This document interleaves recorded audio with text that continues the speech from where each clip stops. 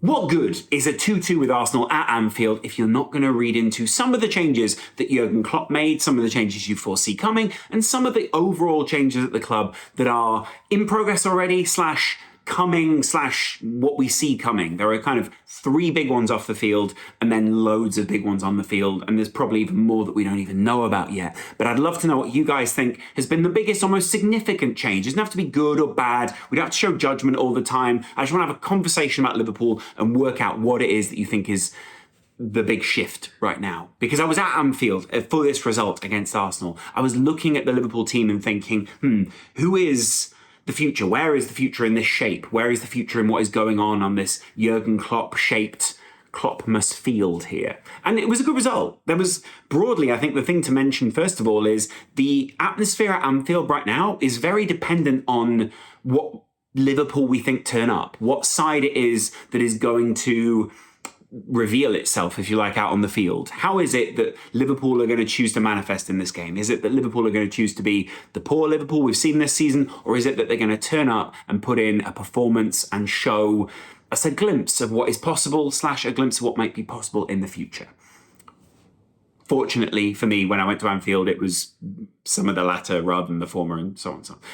The point is, very often it takes a little while for the supporters to sort of see, it's this kind of performance here. And the Arsenal game is a bit of a weird one because Arsenal were going to turn up more confident than they've ever been before, more in need of a win probably than they've ever been needing before. And basically in a position that we've not really seen them in recent seasons against Liverpool, especially at Anfield, that they considered to be sort of a difficult place to go. The fear, as some other people online had said, is gone of Anfield, for them at least. Well, the fear was definitely put back into them after this game because overall, I think the changes that are going on at Liverpool right now, short-term, long-term, all these things converging, you kind of see glimpses of what is coming. Like Klopp shifted to almost mirror Arsenal's tactics in this game. That's not him saying, hey, we're going to play this in the long-term future, but it is him saying we are capable of this. He joined those elite managers in playing that like 3-2-5 slash the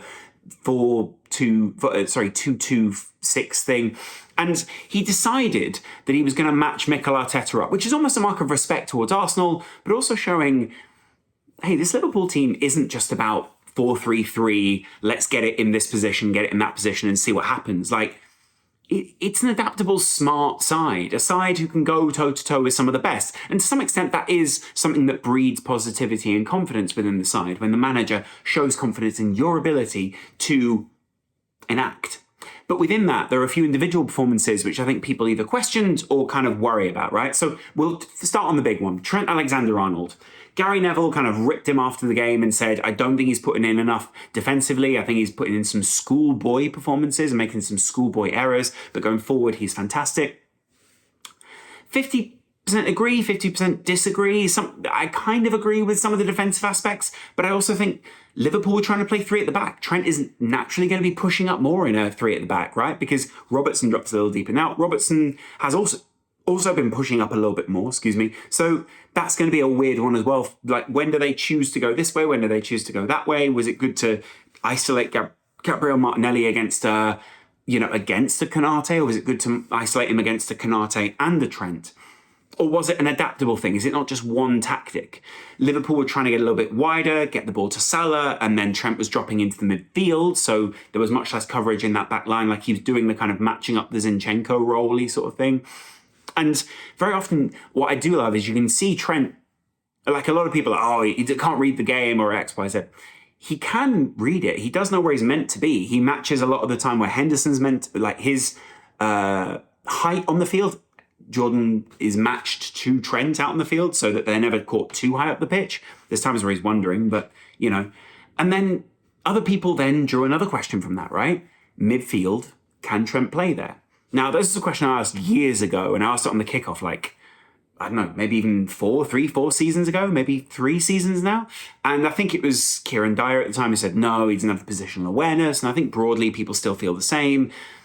He's not a player that plays on the turn, which is often what you have to be in the midfield right now. But he is good tactically. He is a good presser. He is good as part of a system. Would he be a long-term midfielder for Liverpool? Maybe it depends on the rest of the midfield pieces. But it's tricky to see Trent there as a permanent position. Maybe it's because he's not played there. He's not been grown up in that position.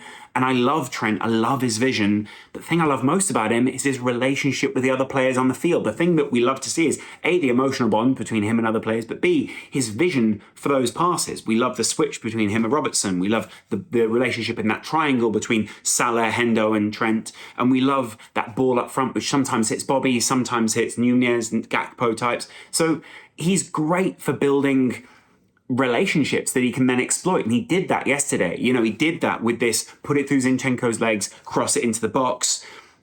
Firmino gets on the end of it, which kind of leads me on to the next one, right? Like, he reads the game really well up front, but the players that he read really well, 2 of them will be gone come the end of the season. And now it seems a little bit like that dynamic is changing. So how do you wrestle with that? If the shape is changing and some of the best aspects of Trent's game are also changing because of that, what do? There won't be a Firmino to get on the ball there next season. Maybe Firmino signs a new contract. I'd love him to, but I don't think he will. Maybe there will be someone else who we can exploit there. Maybe it's more of a Luis Diaz who's out there. Maybe it is Nunez who's more central. Maybe it is Nunez, Gakpo, Luis Diaz, Salah. But then when we need to rotate that, where does Jota play? Where is he a 10? Is he more part of a press? This was much more of a functional kind of pragmatic Liverpool side that showed there are more tactical aspects to so many people's game within this team that you go, hey, don't just reduce them down to he's just a right back. Andy Robertson's just a left back. He's been playing almost like a left wing back / massively almost inverted, like to the other end of the field, fullback. So he's massively attacking. He's almost like a left winger at times for Liverpool this season. And you sort of saw that with that shot yesterday and how advanced he is. But the fullbacks and that back line in general, I think, needs some addressing. And there is another question there in Virgil van Dijk. Very often he is the centre of those 3 when they become the 3 at the back. And too often, because we don't have that necessarily the cover in front, because Trent gets caught high up the field, Fabinho sometimes caught really static, people think, oh, Van Dijk's lost it, he's lost a yard, he's lost a step. I'm sure there is an element of his game which has depleted or maybe slightly been diminished in recent seasons. And I'm sure there are people who are trying to ruin whatever legacy it is that Van Dijk has in this league because they want him to be better than Vidic or whoever, or and I'm sure those are all great players that are very top with Vidic and Ferdinand and Terry and all those guys. And there is that stat of Van Dijk in this season has had more mistakes than Terry and Rio Ferdinand had in their entire career, apparently. Mistakes leading to a goal. Now, that's kind of a nebulous stat, but it's something that people throw out there. And it's very often because so much of the Liverpool defending, so much of that system from the back, the ball he plays out, ball he plays across, the times where it falls to him to be the person to defend is because the system isn't favouring him. And that needs fixing, essentially, is what I'm saying. So the huge changes that Klopp is making, that back line needs to become a lot more solid because Van Dijk won't want to be caught out much longer. Alisson certainly won't. You could see his frustration. And the same for Konate. The same for all these top-class players. They don't just want to be hung out to dry time after time after time. And so you're relying on that midfield change, right? Now, gets much better when Klopp plays a Firmino or plays someone who drops a little bit deep. But at the same time, remember when we thought there was that decline? Remember that season when we were playing the higher line? Remember when we went, Van Dijk's over, Matip's done, this Liverpool team, it's the new team now, and then they went out and did even more? I'm just kind of encouraging you to look at some of the signs rather than going, done, done, done. Now, some people are saying cash in on Virgil van Dijk. I think that's definitely an avenue to look at. But he is also a Liverpool legend. But there are also aspects of his game where you go, does it suit the new system he's going to play in? Is he being the leader we need him to be out on the field? That is a huge part of it because Anfield needs people to react to, right? Like we saw Thiago out on the field yesterday. We changed the whole system around him. We were able to play him at a 6 role. Sometimes he wondered, but he was more of a 6 and sort of interchanged with Jordan Henderson quite nicely. But it was more of a midfield 2 with him and Jordan Henderson in there. So what I'm saying is you can see there are hints at each of these different junctures. It's like, hey, Jota sometimes plays out on the wing. Sometimes Gakpo plays more centrally. Sometimes Nunez plays out on the wing. Sometimes he plays more centrally. Sometimes Salah came more centrally, but very often he was out on the wing trying to match whoever it was. Liverpool showed an adaptability and an understanding and a willingness to compete that I think people will love, right? Now, That on top of that, we know Firmino is leading. So these excellent, amazing back post headers maybe won't be there next year. Maybe that'll be Nunez doing that. Nunez has come on a few times now and gotten sort of lost in the game, sort of lost in the mulch of whatever is happening. And the chaos that he does bring sometimes doesn't come in its full force that you need it in during the game. So I want to see that kind of remedies as well. I want to see a new midfield. I want to see more players in the midfield who are able to control games, because we weren't able to control it against Arsenal. Odegaard had way too much space. Partey was able to impose his will too often. The passes through the midfield were too easy, all these kind of things. There is big change coming though. There are different people who are going to be working in Liverpool's transfer department. There are different people who are going to be working at the very top of Liverpool. There is a possibility of a big entity buying Liverpool and just going, hey, you want Bellingham? Bellingham you get. You want Mason Mount? Mason Mount you get. Like, I'm sure that Mason Mount and Bellingham have got more than just, hey, the club has money in there. But what I'm saying is there's a lot here to compete with for Liverpool. There's a lot of different moving factors. And as much as there were times where I think Arsenal just walked through the defence, the reason they walked through was not necessarily just personnel. It was positioning. It was the way the team had been set up. It was how we'd been set up to win, but also to fail. And too often this season we're playing the odds. There are big changes coming at Liverpool. It's not going to be a 3-2-5 next season.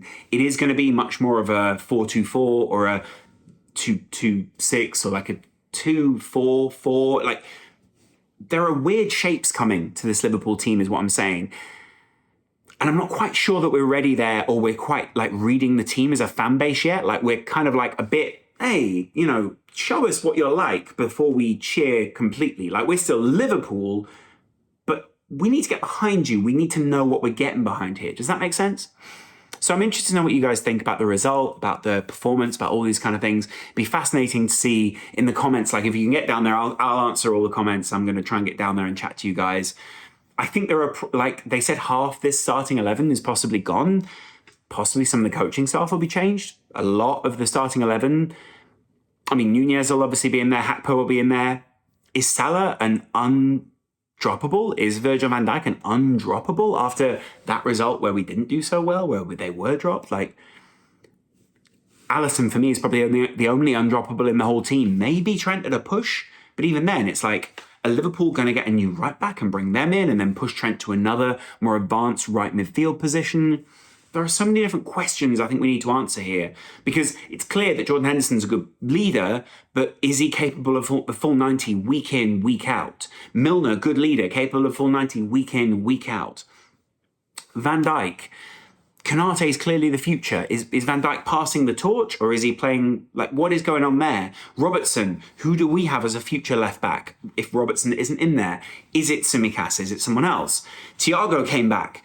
Really incredible player, but with this injury record, are we really going to rely on him to run the midfield? No, I don't think we are. But he's an incredible player. And then on top of that, going forward next year, how many people are going to want to join and then be hung out to dry? I think more consistently we need a better idea, and there needs to be commitment to this new system that Liverpool are looking to play. I'd be interested to know what you guys think. I think Liverpool, you can make arguments for Liverpool deserving a win, Arsenal deserving a win, but overall, you know, Liverpool had those bigger chances. They had 14 shots to Arsenal 7, more shots on target. I think Arsenal were allowed a lot more of the play at times, but Liverpool still dominated possession. Like, there were so many different factors that showed that Liverpool were the more dominant overall, I think, side. But in that first half an hour, Arsenal opened them up way too easily. But that doesn't mean dominance in the game. It just means that Liverpool offered them easy routes. So I'm interested to know what you guys think. How do they shut those routes off? How do they become a unit again? How do they become a hard-to-beat, horrible, tough unit? They showed the toughness. They showed the hard-to-beat elements. How do they become that unit? I don't quite see that yet. And also, there are too many players caught in like halfway houses within that, where it's like, hey, I'm asking you to play this role this week. Does that get the most out of a Jota? Doesn't seem we're getting the most out of him. Does that get the most out of a Salah? We got a lot of him, but he seemed a lot more comfortable in the second half. Does it get the most out of Nunez? Where's his best position? Where's he's playing? And then where is Hakpo? Is he a winger? Is he a 10? Is he adaptable during the game? I think there's a lot more adaptability to this Liverpool side, but they have to be comfortable within that adaptability.